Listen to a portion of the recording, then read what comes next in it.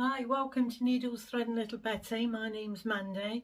Little Betty, as for the last video that I recorded, is nowhere in sight. I think the thing is, at the minute, because the weather's getting better here in the UK, she's outside playing a lot now. So my faithful companion has abandoned me. Anyway, welcome to part 4, I believe, of the Dreamy Owl quilt kit. And if you remember from the last videos, we started off by I spoke a little bit about the kit that I was doing, a little bit showing you the fabric, then we went on to cutting the fabric, piecing it together, and then we went on to the blocks and putting all the blocks together. Okay. My voice is going a little bit today, so I do apologize.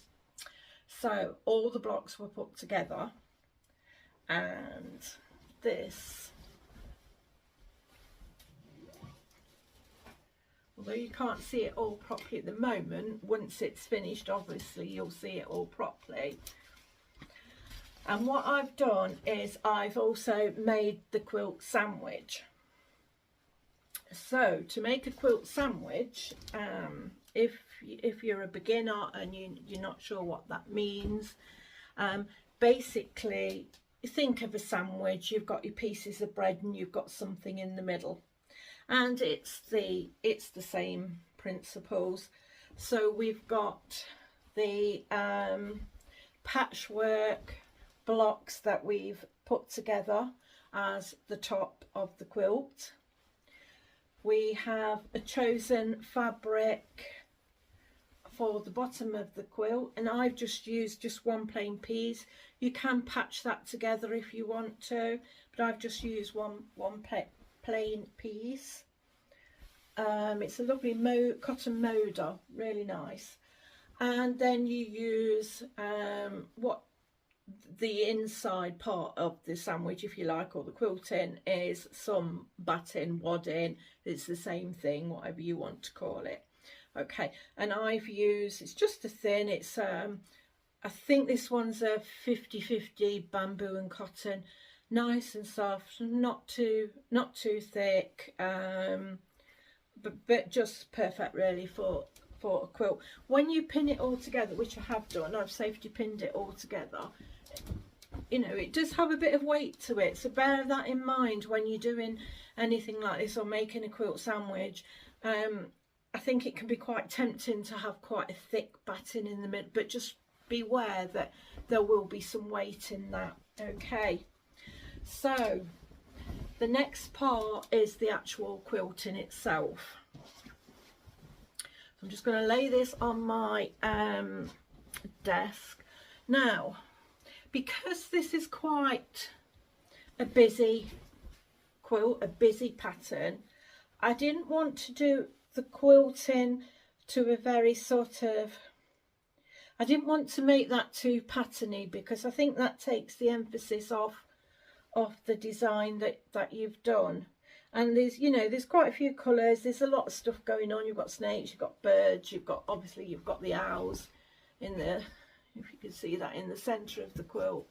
So I didn't want anything, I didn't want sort of lots of nice squirrels and things like that. So what I'm going to do, what I've decided to do, is to just do like a checkered pattern really. So straight crisscross. And initially I thought I could do stitch in the ditch as part of the pattern, but then when you look, I mean, most of there's lots of little squares there, and most of them have been joined perfectly, but not all of them. Where's one that's slightly out? There are a couple that are just slightly out, only by about a mil. But the problem is, if you're doing stitch in the ditch, that mill is going to make a difference. So on the front, you can kind of wangle it so you don't really tell. But with the quilting coming through to the back, if that's not a straight line, you're going to tell. Okay, so I went off that idea, but I wanted to keep with that crisscross theme. So what I thought I'd do is I do straight lines down and across, but I kind of like do halfway through every third block, and that kind of works out with the amount that I've got. That works out quite even. So basically there's a row of blocks 1, row of blocks 2, and that's the third, so halfway through there. And then you've got 1, 2, that's a third, halfway through there, and just halfway down, just straight lines. Okay, so because I'm going to be doing straight lines, what I need to do is carefully mark it out first, because if I'm just going to guess, it's just going to go off on a tangent and kind of defeats the object. So what I'm going to do is I'm just going to with a chalk pencil, wherever that is, here somewhere, I'm just going to mark lines with a ruler all the way down. Okay, so I'll bring the camera down and I'll just start off by showing you what I'm going to do. Let's just bring you down. I'll put my glasses on. There you are. That's it. So on my table I've got this meter ruler. Let's get that nice and flat. As I don't know if you can see, but there are safety pins in here, quilting safety pins. The quilting ones have a bit of a bend in, it just makes them easier to get in and out. And that's to hold it all together, the quilt sandwich. So I may have to move some of these pins as I go along, but that's absolutely fine. What I do need to do, here's my chalk pencil. So I've got this chalk pencil. I picked a white one so that it all stand out. Believe it or not, a lot of my chalk pencils are either pink or purple, and there's a lot of pink and purple in this, so that's not really going to work out great. So I'm going to, as I said, start off with the 1, 2, 3. So this is kind of like the third line down, and I'm just going to place my ruler. I'm going to move that pin first, and I'm not too fussed about it being absolutely perfect in the centre of the row, but I'm just going to eye it up. I mean, obviously I don't want it too far on either side, but it's not going to matter that much if it's not perfectly centre. I mean, this ruler is probably just over halfway of each square. So there's another one. It took me actually quite a while to decide how I was going to quilt this. Right, so I'm just going to place that on there, and with my pencil I'm just going to chalk down. Now the thing with chalk, it's good because it's not permanent and it will come off. But on the negative side, you do really sort of have to press on a bit so that you can see it.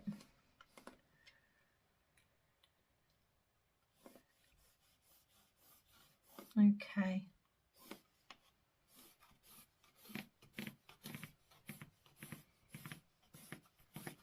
And that's going all the way down to the bottom. Because this meter's just an inch long, I will have to obviously move it up and continue. Okay, so you get the idea, and the next one will just be 1, 2.5 along again.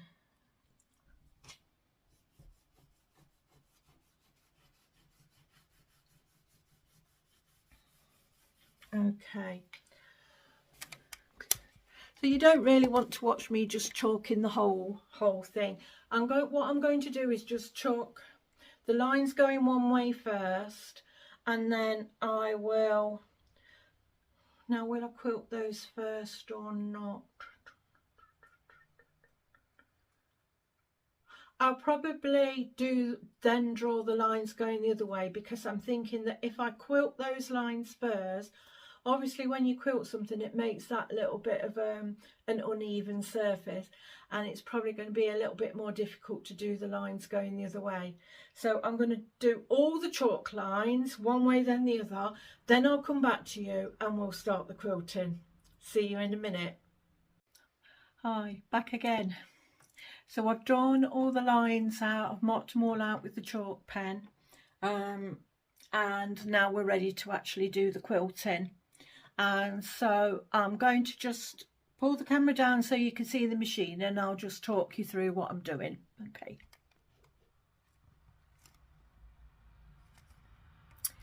So the first thing I've done, because we've got these layers of fabric with the quilt sandwich, I've changed my foot to a walking foot. I'll see if I could bring you in a bit closer to see that.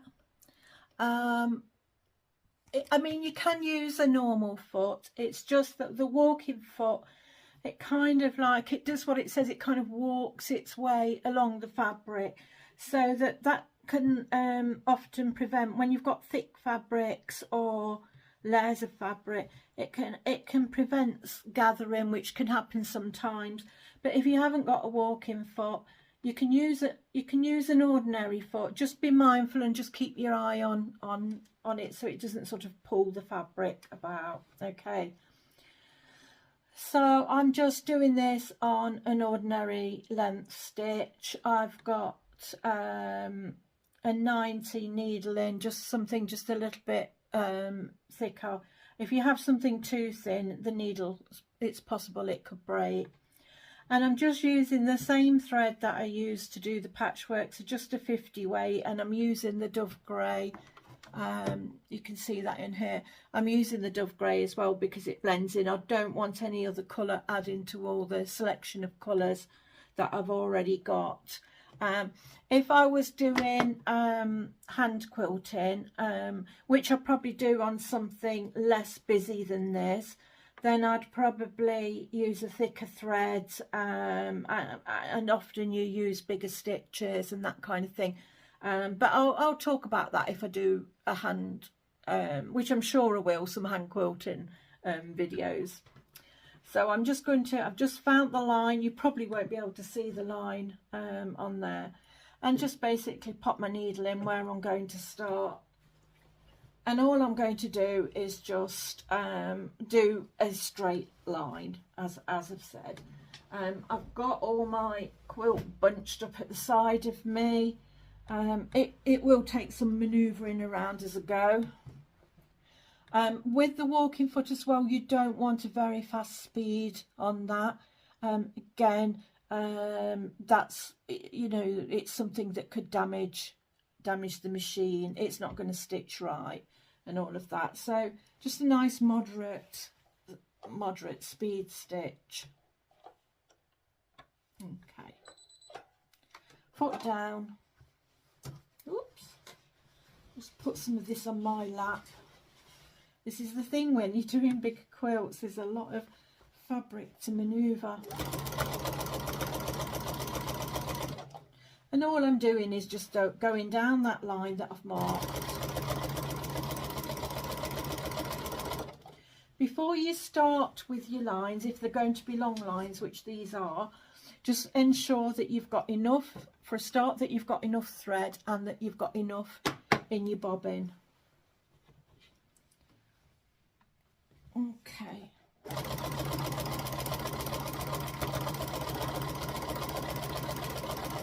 I've already moved some of the pins out of the way when I was drawing the lines, so there should be no obstacles in the way. Obviously, if they are, you just need to move them. Folding the spare bit of quilt up as you go.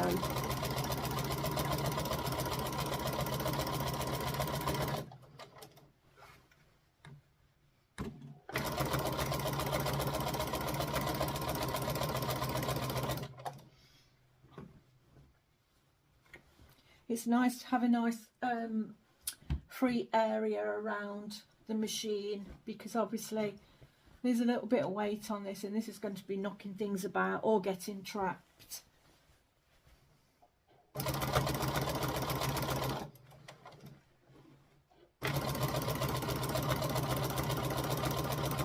If you can see as well, I'm not pushing or pulling, I'm just holding bits here and there just to help guide it. With the walking foot, you shouldn't need to do any pushing or pulling either.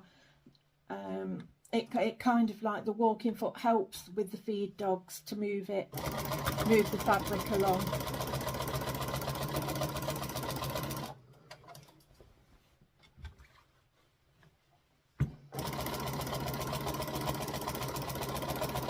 That's another thing, if you're using lots of different colours. I mean, I was using the white chalk pencil as you saw, but I also swapped in parts to use one of the others as well, mainly because it worked better than the chalk pencil. It's still chalk, but the chalk pen seems to work better for some reason. The only problem is my chalk pen happens to be a pink, and there is a lot of pink in the design of this quilt, well, pinky purples.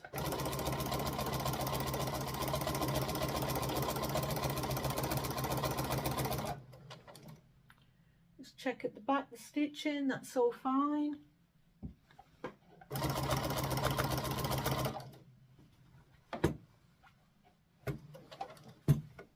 That's it, move it around again.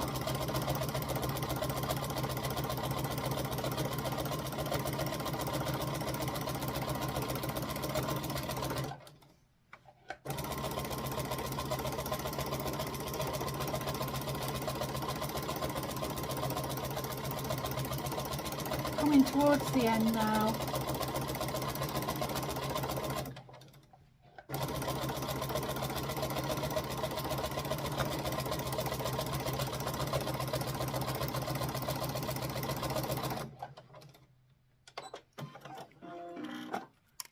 And that's the first line done. Okay, so for the second row, the second line of stitching, what you need to do is turn the quilt around and go in the opposite direction.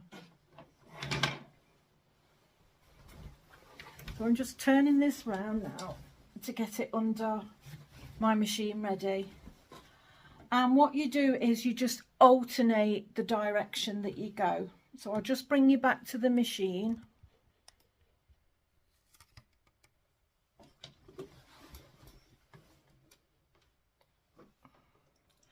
Pop the needle in, pop the foot down.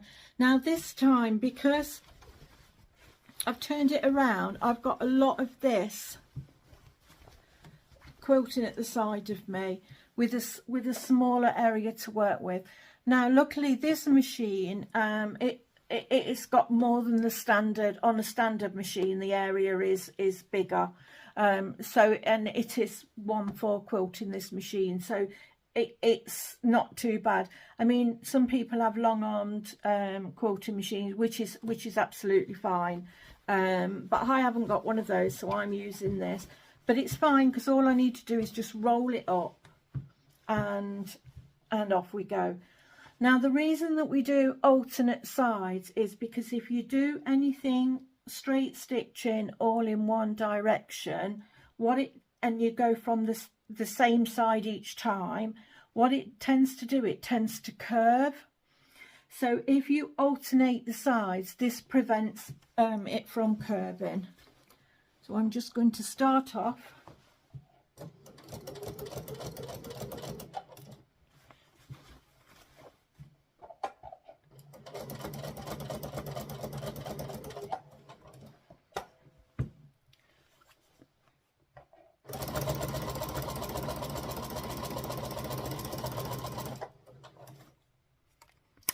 and that's it, and away we go again.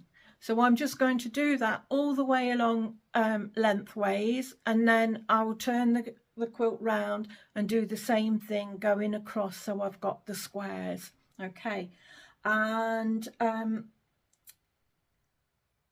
it's going to take me a little while, so I'll go off do that, and then I'll come back to you with what we're going to do next. Okay, and it'll only, although it might be a little while for me, it'll be a few seconds for you, but I'll try and get back to you in the same day. All right, see you in a bit.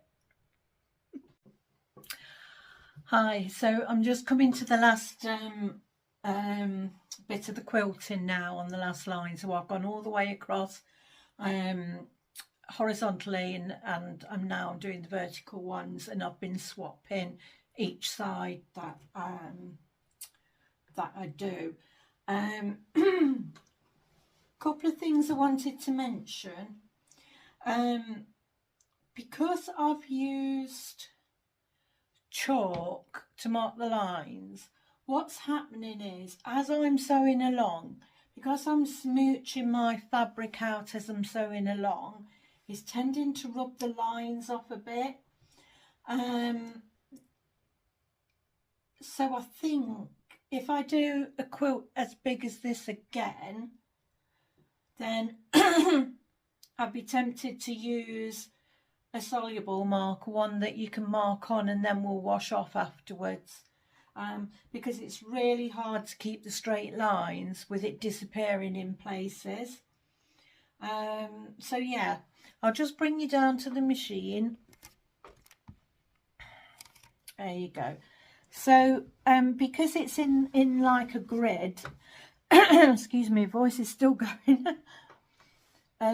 I'm having to kind of smooch the fabric out as I'm sewing.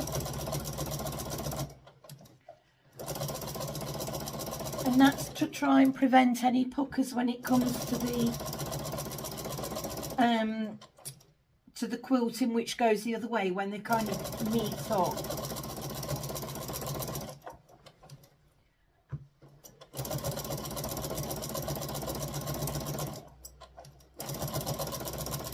And I don't know if you can see from there, but I'm kind of guessing where the line, but in places the lines are there, but in other places they're not. But because I'm smooching it out as well at the same time, the chalk's disappearing. So I'm kind of guessing. I'm using the seams from the patchwork as a guide. And I dare say it's not going to be that straight afterwards, but as long as it's more or less, and you can kind of, I mean, I've done it in a cotton that kind of blends in anyway. So you shouldn't really see a lot of the quilting lines, it's just the quilting effects you should see.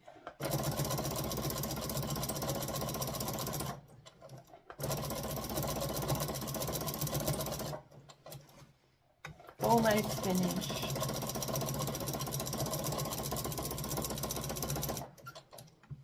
The smooching out, the kind of like flattening it, it's the same thing that you do when you make your quilt sandwich.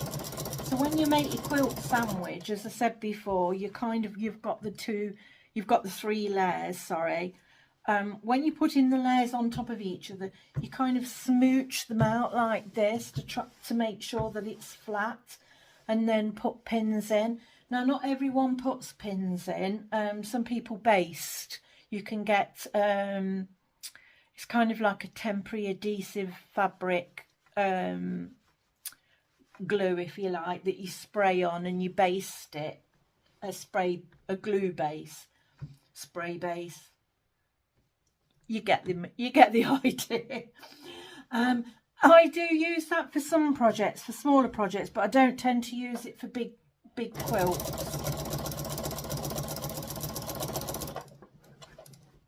And it kind of, as you spray it, I mean, you've got to do it.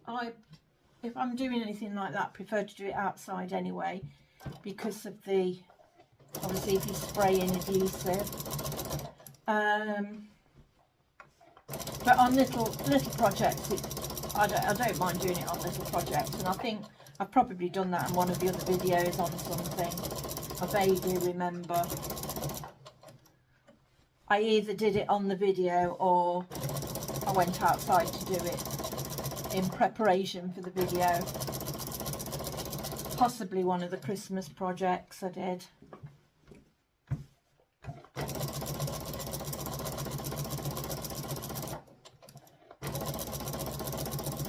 Just coming to the end now. I mean, there are different ways of quilting. You don't have to machine quilt. As I said, I often hand quilt things.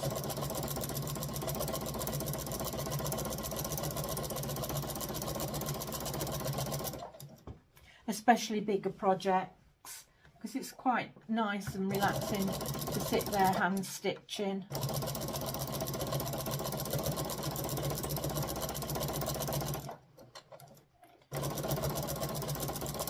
And I dare say there'll be a hand quilting project in the future, and obviously I can talk about that a bit more then.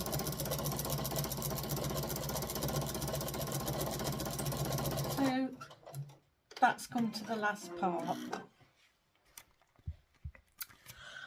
Right.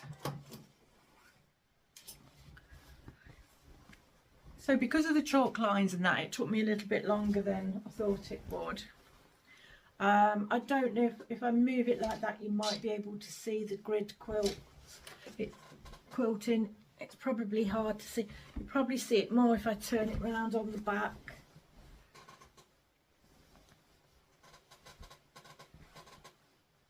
Hold it out straight, if you can see that. So we're coming to the end of the video, this video now, and all that's left for me to do for this part is just prep it up ready now for the binding, which is the last part of making the quilt.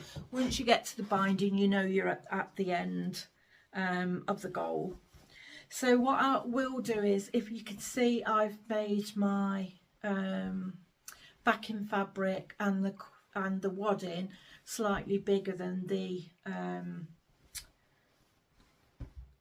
top part, the patchwork. I can't get my words out. I think I'm tired now. Yeah, so and the reason I've done that is because obviously when you're quilting, the fabric kind of moves about, so I don't cut it to the exact same size as the top fabric. So what I'm going to do now is I'm going to give this a good press first, and then I'm going to trim all the way around the edges and then get it ready for the final part of the quilt, which is putting on the binding. And you should be seeing that in a couple of weeks' time. Okay. So if you like what you see, think about subscribing. You'll get all the parts of the video then. For the next part, because I don't kind of put things on a schedule, it's a good idea to press the alert button, and then you'll see when the final part of this comes up. And then if you want to make a quilt and use some of the tips that I've given you, then you can just watch them all in one go then, or however you want to do it. But with the alert, at least you'll know when the next one's coming up. So think about giving me a thumbs up if you like what you see. That's always nice and always encouraging. And if there's anything you want to ask me, I mean, I don't, as you can probably tell, these videos are not scripted at all, so I just say it as I do it. So sometimes I might miss bits out and then add a little bit in at the end, or tell you next time, or whatever. But if there's anything that you feel that I've missed out, just put a comment in, ask me, and I'll give you the answer as best I can. Okay, I'm waffling on again. Right, I'll leave you to it, and I'll see you soon. Bye.